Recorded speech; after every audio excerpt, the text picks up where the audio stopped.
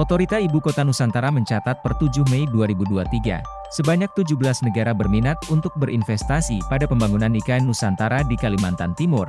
Dilansir dari Kompas.com, Deputi Bidang Transformasi Hijau dan Digital Otorita IKN Mohamed Ali Brawi mengatakan, pada periode yang sama pihaknya juga telah menerima Letter of Intent, LOI, untuk berinvestasi di IKN dari 200 perusahaan swasta, baik dalam negeri maupun luar negeri. Sebanyak 200 perusahaan itu menyatakan ingin berpartisipasi di sektor barang dan jasa, teknologi, energi, infrastruktur, jasa konsultasi, pendidikan, hunian, hingga zona industri. Meski begitu, calon-calon investor ini masih akan melalui proses negosiasi bisnis dan akan tersaring sampai benar-benar bisa merealisasikan investasinya.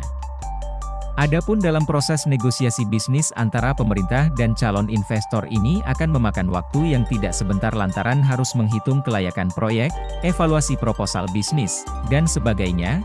Sebagai informasi, IKN Nusantara membuka banyak peluang bagi investor, terutama pelaku usaha dalam negeri maupun asing untuk berinvestasi dalam berbagai sektor. Peluang investasi di IKN terbagi dalam 3 sektor.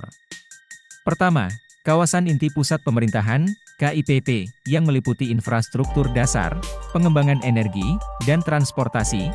Kedua, infrastruktur regional yang meliputi transportasi, seperti akses jalan tol IKN, kereta ekspres bandara, pengembangan pelabuhan Karyangau dan Semayang, serta bandara Sepinggan. Ketiga, sektor industri dan klaster ekonomi yang meliputi kota cerdas dan digital hub, pendidikan abad ke-21, industri pertanian berkelanjutan, farmasi terintegrasi, ekowisata dan wisata kebugaran inklusif, industri kimia maju, industri terbarukan masa depan, serta energi rendah karbon.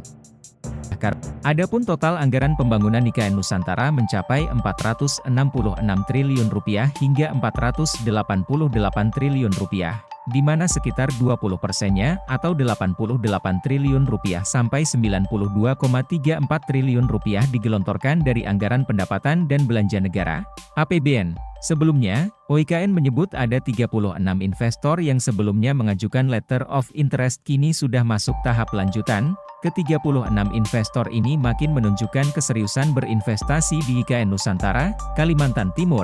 Hal itu dikemukakan Kepala Otorita IKN Bambang Susantono usai rapat terbatas, ratas, mengenai perkembangan investasi di IKN yang dipimpin Presiden Joko Widodo bersama jajaran di Istana Merdeka, Jakarta, pada Senin, 15 Mei 2023, menurut dia. Secara keseluruhan berdasarkan data per 15 Mei 2023, Otorita IKN sudah menerima 209 komitmen investasi atau berupa liter o liter.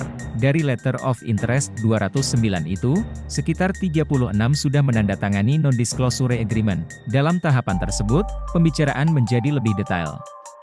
Karena data-data dan sebagainya sudah dipertukarkan, investor setelah itu biasanya akan melihat ke lapangan, kemudian, setelah itu mereka membuat studi kelayakan.